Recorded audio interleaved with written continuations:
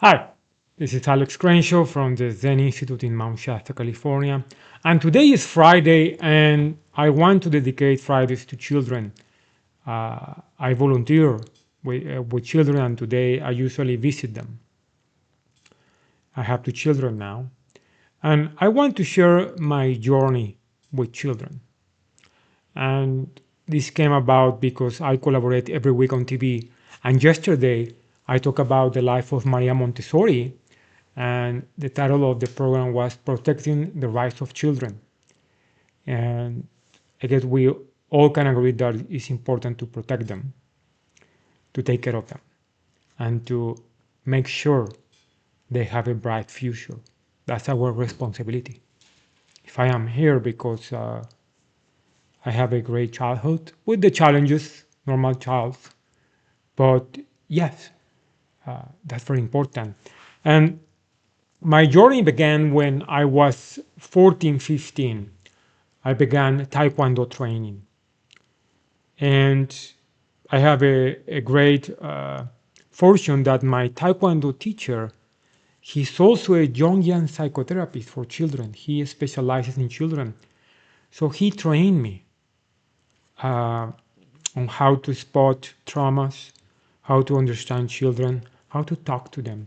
And I found there my gift to work with children. People tell me you are very good working with children, and I understand why. And sometimes you can ask yourself, well, who is helping who? I began teaching children, and that gave me a lot of self-esteem, dignity, and doing Taekwondo, training Taekwondo, and being a teacher at the same time of children, and sometimes adults. I was 16, 17. That kept me away from drugs, from alcohol, gave me a lot of discipline, and I am very grateful for that. I have temptations, as we all do, but I was not attracted to that because I was learning, understanding the impact of our actions. And it was a great learning for me. So I am very grateful for the children. They saved me in a way. They kept me out of troubles. That is the reason I am very grateful. And in every opportunity, I want to help them when I can. And this is what I call also a way to serve society. Then fast forward, I was working in Charlotte, in North Carolina, in a petrochemical company. And I began to volunteer with children and an organization called A Child's Place. And during the training, we were told that while the parents are working in Walmart during the night shift, children are sleeping in the car. Wow, really? Well, yes. Economy, homelessness. So I was assigned to a kid. I used to go to school every week to visit him, to be his lunch buddy. And and what is interesting also is the following. We were told during the training not to mention the word homeless. These kids were homeless, but they do not know. For them, that was their normal life. So the word homeless for them, it didn't exist. So we were told never mention that word. And the goal of the volunteer of the job is to get another view of life. There is something else. Their vision is very limited. They don't have the opportunities that most children have. So it's giving them that vision. Then I moved to Sacramento, California, and I was working in a Fortune 500 company. And I decided to volunteer at the Sacramento Children's Home. It's one of the oldest orphanages in town in Sacramento. I was there for 2 years, every weekend, for 2 hours. And there was another lesson for me, that I consider children my greatest teachers because of their innocence, because I witnessed at the Sacramento Children's Home very abused children there. Drugs, abuse. They were taken away from the parents by the judge. That was a legal decision by the legal system. But in spite of all their problems or their pain, their resilience, their innocence, when they see you, when you give them love and care, you can see their transformation. And it gives you a lot of hope. Because I remember now, during my first visit to the Sacramento Children's Home, I was given kind of a tour to the house, the facilities, and I remember a kid began to follow me. He began to follow me. I noticed that, and I remember when we shake hands, he did not let me go. He squeezed my hand, and he didn't let me go. It was difficult, because I knew what was the meaning of that. I need help. I need help. And when I left the place, he began to follow me. And he asked me, when are you coming back? What is it? Why we have all these problems? And that's what my inspiration to create or to found the Zen Institute. Because we need to understand consciousness. Everything comes from consciousness. We do not know how to use the mind. And at the same time, you need to be neutral to witness all that, because it can affect you. So you need to be really, that's when you apply wisdom to deal with the situations in life. That is part of life. We need to deal with them. Some people do not like. I remember I was giving a talk about Hildegard von Bingen, this German mystic from the 1200s, and her work is amazing. The music is beautiful. And I was giving a talk in Nevada City, and somebody asked me, why do you do this, all these talks, and presenting this woman? And I play a video about human trafficking, and some people didn't like it. And I lost people during the talk. So why this is so inspiring, and you show this about human trafficking? Yes, it's to raising consciousness. There are ways to do it. That was a good lesson. But it's the deep questioning about life. Because in the Zen tradition, you need to face human nature. First your own and other people. At the same time, how you can offer help if you do not understand what is going on in society. At the same time, I began to teach at the Folsom State Prison, one of the oldest prisons in the US. It's a very challenging place. I was there for 3 years teaching Zen Buddhism to the inmates, psychology, because there's a lot of relationship between Zen and psychology. I mean, Buddhist psychology is very profound. That is the reason when I was training in Rochester, we have many psychologists coming, because psychologists love Zen. Because it's a map to explore consciousness. If you go to a Boyas or you go to some new place, well, you need a map, right? Well, to explore consciousness, you need a map. And Zen offers you that. It's a map to explore consciousness. And I witnessed the transformation of the men at the prison. It was amazing to see. One of them now is free. He's in LA. He's a consultant. He's helping other people in prison. He's a veteran.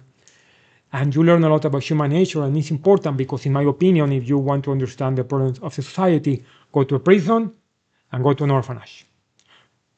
According to a statistic, 70% of the children in foster care go to prison. Why? What can we do to prevent that? Solve consciousness. We can solve that problem with the right tools, with the right mentality, knowing how to use the mind.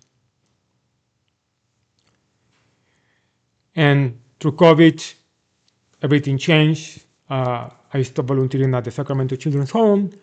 All the volunteering programs at the prison were canceled due to COVID. And then I moved to Mount Shasta. Beautiful Mount Shasta, so inspiring. My life has been transformed rapidly and in many ways since I moved to Mount Shasta. And then I went to the gym and I saw a flyer, become a CASA volunteer. I said, CASA, what is that? And CASA means court appointed special advocate. And the CASA program was created by the judges because they realized sometimes that children need to testify against the parents. And it's very difficult. It's very hard for a child to testify against the parents. So the judges created, some group of lawyers came together and they created the CASA system to give, and a CASA volunteer is the voice of the child or the teenager in the legal system. And that's my job, to mentor children, families. I need to read the cases of the children because the social worker needs to prepare to write down everything. And again, when I read these cases, you start to question yourself how it is possible that a parent can do this to another human being, to his or her own child. Why? What happened? What is going on in the consciousness of that human being? How that human being was programmed? And you realize the problem that we have in society. Here in Mount Shasta, we have people coming from all over the world. It's a beautiful place. People coming from Japan, from Europe, from South America. But we have problems. I realize we have addiction, abuse, violence. We have a big problem with addiction, especially in Dunsmuir. It's like half an hour from here. A lot of drug consumption there. What can we do as a society? And this is what inspired me also this is the reason of this podcast, a revolution of consciousness. And I want to introduce a concept, a transparent revolution. Because when we think about revolution, we're going to do this and that, we're going to take physical action, and yes, sometimes it's okay. But what is a transparent revolution? It's consciousness. That's the basis of the Zen Institute. That's the mission.